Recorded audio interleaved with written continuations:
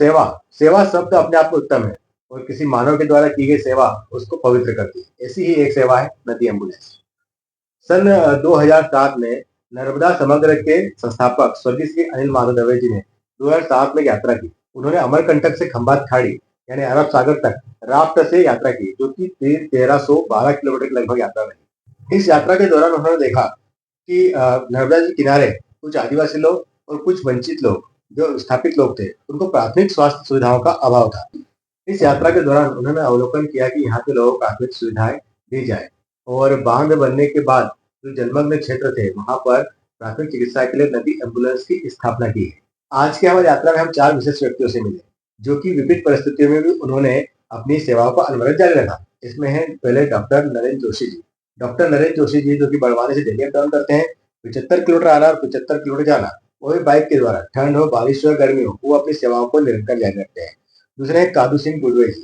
कादू सिंह टुडवे जी ने अपने आदिवासी मित्रों को और आदिवासी समुदाय को जन जागरूकता फैलाई कि वो ब्लड डोनेट करें और उन्होंने अभी तक 8,000 यूनिट से ज्यादा ब्लड डोनेशन करवा चुके हैं।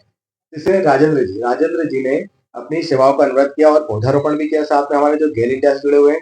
साथ में उन्होंने कुछ ऐसी हमें चीजें बताई कि जो उन्होंने आईआईटी जोधपुर के लड़कों के अनुसंधान के द्वारा बनाए गए कुछ ऐसे फिल्टर्स हैं जो कि पानी को फिल्टर करते हैं और आदिवासियों के लिए शुद्ध पानी की व्यवस्था करते हैं, जिनके लिए उन्होंने अभी तक 500 यूनिट इस टाइप के मटके को डोनेशन किया। तीसरा है गोपाल। चौथा है गोपाल जी।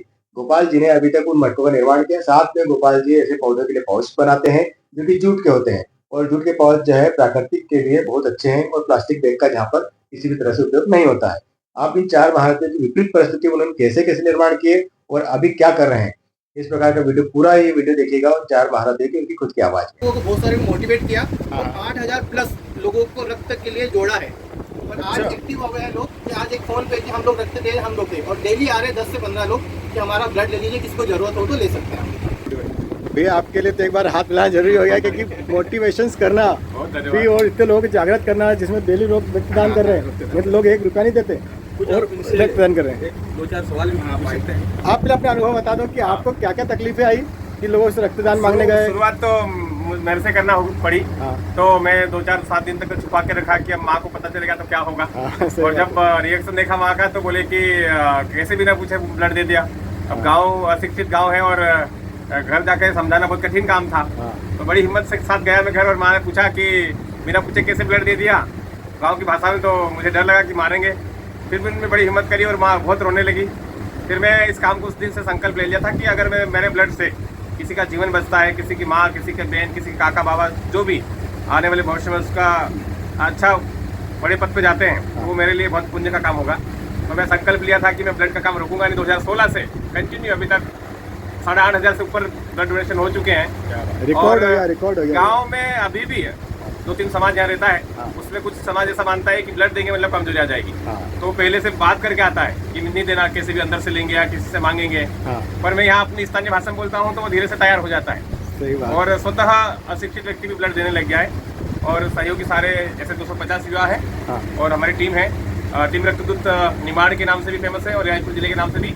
और हम जो चला रहे हैं वो सही चंद्रशेखर आजाद किसान समिति, तो छोटा सा एनजीओ का भी रजिस्ट्रेशन किया है हमने और रेड क्रॉस सोसाइटी के साथ सहयोग से चल रहा है और काफ़ी शिविर कर चुके हैं। अभी तक हम एक साल में 4,000 यूनिट की व्यवस्था करते हैं। बहुत बढ़िया, बहुत बढ़िया। एक बार वो आपकी भाषा में बोल दो, कैसे बोलते हो कि आपको रक्तदान करना है? भर्ती तो हो रहा तो कहीं खून तो घरना तो आपको पड़से का खून तो मैं नहीं आपको कमजोर हो जाए काम करती।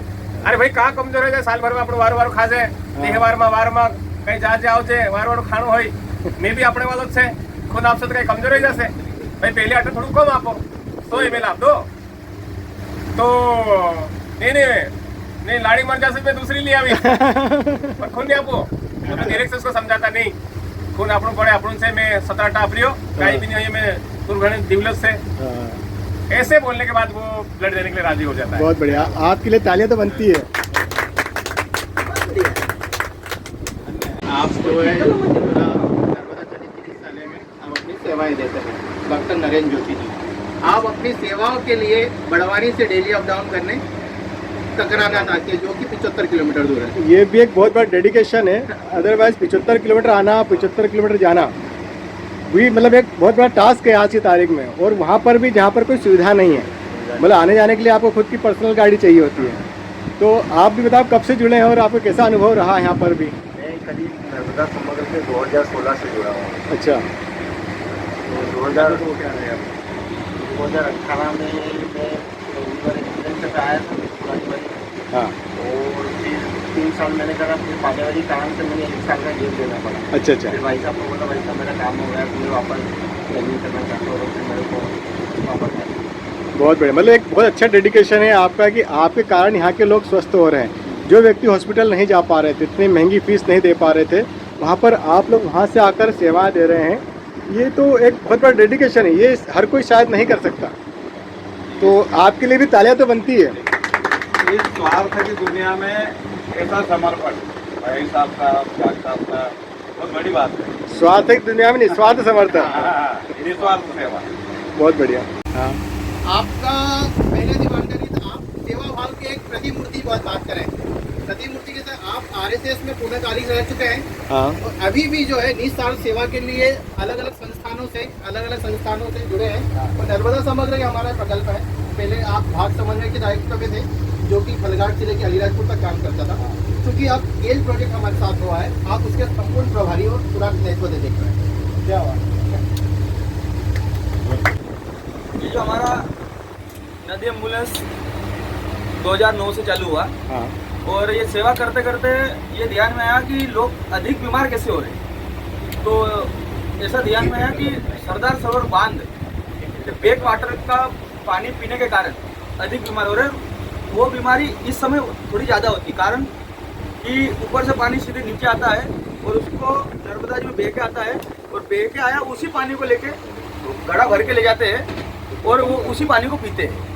तो ये डॉक्टर नरेंद्र जी का आपको परिचय करवाया। हाँ। इन स्वास्थ्य टोली के माध्यम से ये जानकारी मिली कि लोग ये बैक वाटर का पानी पीने के कारण अधिक बीमार हो रहे हैं। तो जोधपुर IIT राजस्थान के 2 छात्रों ने जी फिल्टर का निर्माण किया, उसके ऊपर PhD करी, जो वहाँ पे आपने देख के आए होंगे। हाँ, देखा भी उसके ऊपर PhD करी और उसको बनाने की विधि है लकड़ी का भूसा, रेत और मिट्टी मिला के बनाते हैं और उसको फिर पकाते भट्टी में। पकाने के बाद में लोगों को निःशुल्क 2000 परिवार को वितरण करना है, जिसमें से हमने 500 परिवार को वितरण कर चुके हैं और बाकी शेष परिवार को भी निःशुल्क वितरण करते हैं। दूसरा, वहाँ पे आपने नर्सरी पाउच देखा होगा। आज हम ये पौधे वितरण करने के लिए आए हैं।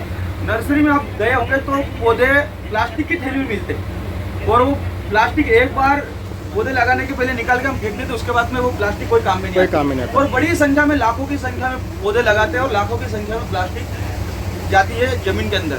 तो वो कोई काम की नहीं है, एक तो जमीन को कमजोर बनाती है और वो सड़ती भी नहीं है। कुल मिला के पर्यावरण की दृष्टि से देखा जाए तो वो प्लास्टिक ठीक नहीं है। तो हमने यहाँ पे नर्सरी पाउच निर्माण का काम चालू किया है। महिला हमारे यहाँ ट्रेनिंग लेने के लिए आती है। ट्रेनिंग लेने के बाद में अपने हाथ से वो नर्सरी पाउच बनाती है और फिर नर्सरी पाउच को जिनको आवश्यकता पड़ती है वो उनको हम देते हैं उन महिलाओं के माध्यम से। और वो नर्सरी पाउच का 3 फायदा है।